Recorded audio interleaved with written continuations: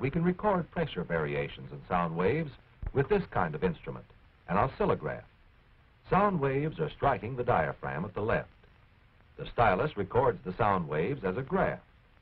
Later we shall use such graphs to represent sound waves. Condensations cause the stylus to move upward. Rarefactions cause it to move downward. So far we've seen how sound waves are produced. Next we'll identify three auditory effects of musical sounds: loudness, pitch, and quality. We begin with loudness. Every sound sets up a disturbance in the transmitting medium.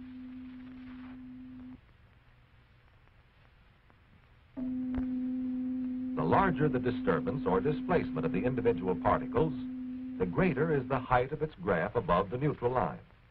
This displacement above the neutral line is called amplitude, and it is amplitude that determines loudness. As its loudness increases.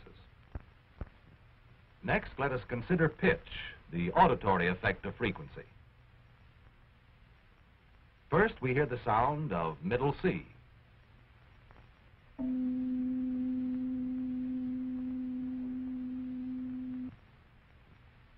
Next, we hear G below middle C.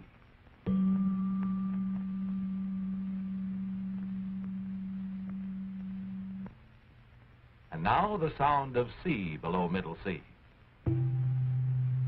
What causes such differences in pitch? To explain such differences, we picture two different sound waves.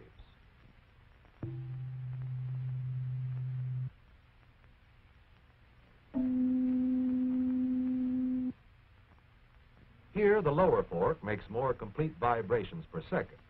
Therefore, its frequency is greater.